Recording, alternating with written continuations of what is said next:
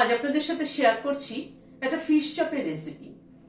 Fish chop কি করে বানালাম, কি কি মশলা ব্যবহার করলাম, কি দিলাম তাতে, চলুন একবার তাহলে ভিডিওটা দেখুন। 6 পিস রুই মাছ নিয়েছি, অল্প একটু নুন ছড়িয়ে দিচ্ছি, অল্প একটু হলুদ ছড়িয়ে দিলাম, একটু সাদা তেল ছড়িয়ে দিচ্ছি। নুন হলুদ ও তেলটা মাছগুলোর গায়ে ভালো করে মাখিয়ে নিচ্ছি। ভালো করে রাপ করে দুটো পিঠে মাখিয়ে নিতে হবে। ভালো করে নুন হলুদ ও তেলটাকে মাছের গায়ে লাগিয়ে নিলাম। একটা কড়াইতে জল ফুটছে, স্টিমার বসিয়ে দিলাম। স্টিমারের মধ্যে মাছগুলো দিয়ে দিচ্ছি। মাছগুলোকে একটু ভাপিয়ে নেব। স্টিমার যদি আপনাদের কাছে অ্যাভেলেবেল না থাকে তাহলে মাছগুলোকে সেদ্ধ করে নিলেও কিন্তু হবে, মানে জলে নুন হলুদ দিয়ে মাছগুলোকে সেদ্ধ করে নিলেও হবে। এবার একটু ঢেকে দিচ্ছি। মিনিট 10 মতো স্টিম হলো, ঢাকাটা খুলে নিচ্ছি। গ্যাসের ফ্লেমটাকে বন্ধ করে দিচ্ছি, দিয়ে স্টিমারটাকে নামিয়ে রাখছি। একটু ঠান্ডা হওয়া অবধি অপেক্ষা করব। মাছগুলো ঠান্ডা হওয়ার পরে কাঁটাটাকে বেছে নিচ্ছি। মাছটা একটু বড় মাছ, সেজন্য কাঁটাটা খুব একটা বেশি থাকবে না, একটু বড় বড় যেটুকু থাকবে বড় বড় কাঁটাই থাকবে নরমালি। মাছটা প্রায় 3 কেজি ওজনের মাছ ছিল। মাছের কাঁটাগুলো বেছে আবার ফিরে এলাম। কড়াইতে হোয়াইট অয়েল দিচ্ছি। তেলটা গরম হওয়ার পরে এখানে পেঁয়াজ কুচিয়ে নিয়েছি 3টে, পেঁয়াজটা দিয়ে দিলাম। পেঁয়াজটাকে প্রথমে ভেজে নিচ্ছি। পেঁয়াজটাকে হালকা করে ভেজে নিলাম, জাস্ট এই মিনিট খানেক একটু নাড়াচাড়া করে নিলাম। পেঁয়াজের কালারটা খালি চেঞ্জ হয়েছে। এখানে 8-10 কোয়া রসুন পেস্ট করে নিয়েছি, সেটা দিয়ে দিলাম। রসুনটাকে দিয়ে একটু ভেজে নিচ্ছি। পেঁয়াজের কুচিটা যত মিহি হবে তত কিন্তু ভালো, পুরো মাছের সাথে একদম মিশে যাবে। আমি পেঁয়াজটা চপারে কুচি করে নিয়েছি, সেই জন্য এতটা মিহি হয়েছে। রসুনটাকে দিয়ে আবারও মিনিট খানেক একটু নাড়াচাড়া করে নিলাম।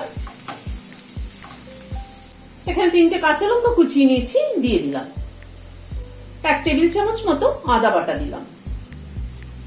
আদা আর কাঁচা লঙ্কাটাকে দিয়ে আবার একটু নাড়াচাড়া করে নিচ্ছি।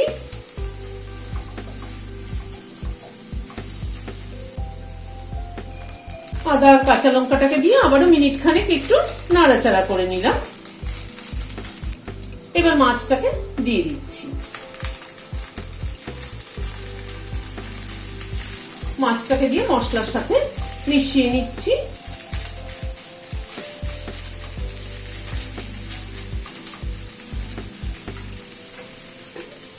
এক চামচের একটু কম নুন দিয়ে দিলাম, হলুদ দিয়ে দিলাম পরিমাণ মতো। এবার মাছটাকে ভালো করে মশলার সাথে কষিয়ে নেব।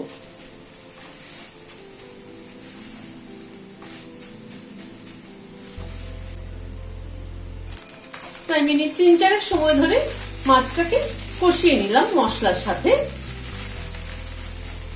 এখানে ছোট ছোট 4টে আলু সেদ্ধ করে নিয়েছি, সেটা দিয়ে দিলাম।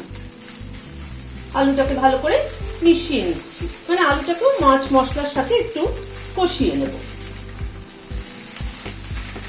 বাইন্ডিং এর জন্য আমি এখানে আলু ব্যবহার করলাম।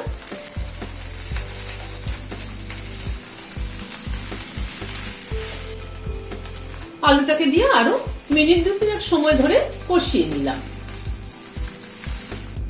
1/4 চামচ পরিমাণ গরম মশলার গুঁড়ো ছড়িয়ে দিলাম। 1 চামচ ভাজা মশলার গুঁড়ো ছড়িয়ে দিলাম। এই ভাজা মশলার গুঁড়োটা জিরে, ধনে, মৌরি, শুকনো লঙ্কা আর তেজপাতা শুকনো খোলায় ড্রাই রোস্ট করে গুঁড়ো করে রেখেছি। এটা আমি বিভিন্ন রেসিপিতেই ব্যবহার করি, যখনই ব্যবহার করি তখন মুখে বলে দিই। এই ভাজা মশলার গুঁড়ো আর গরম মশলাটাকে দিয়ে একবার একটু মিশিয়ে নিচ্ছি। গ্যাসের ফ্লেমটাকে বন্ধ করে দিয়ে এটাকে একটা প্লেটে নামিয়ে নিচ্ছি। প্লেটে তুলে নিচ্ছি। মিক্সচারটা একটু ঠান্ডা হওয়ার পরে এখানে পেঁয়াজ কুচি দিচ্ছি।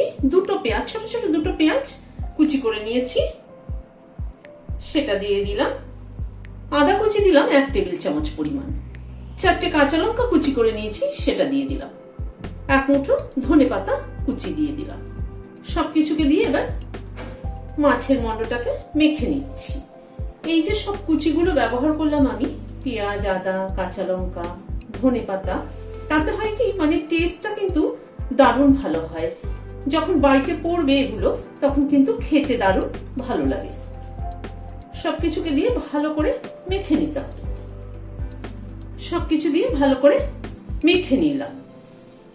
এবার এই মণ্ডটা থেকে খানিকটা করে তুলে নিয়ে চপের শেপ করে গড়ে নিচ্ছি।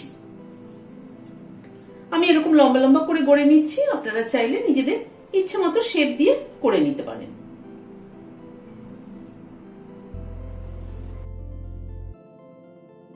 এভাবে সবগুলোকে গড়ে নিচ্ছি।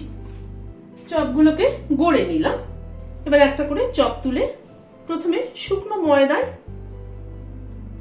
লাগিয়ে নিচ্ছি। শুকনো ময়দার মধ্যে একটুখানি লপটে নিচ্ছি। একটা বাটিতে ডিম ফেটিয়ে নিয়েছি, তারপরে ডিমের গোলায় দিচ্ছি। ডিমের গোলায় দিয়ে তুলে নিচ্ছি।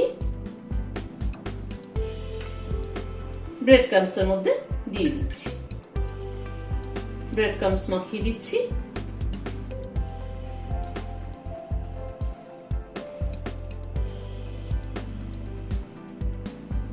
ব্রেড ক্রাম্বস মাখিয়ে একটু চেপে চেপে ব্রেড ক্রাম্বস গুলোকে হাত দিয়ে বসিয়ে দিচ্ছি।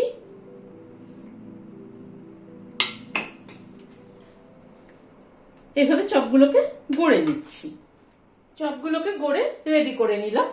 এবার মিনিট 10 জন্য একটু ফ্রিজে রেখে দেব, ক্রাম্বসটা ভালো মতো সেট হয়ে যাবে। কড়াইতে সাদা তেল বসিয়েছি, তেলটা গরম হয়ে এসছে, চপগুলো ছেড়ে দিচ্ছি।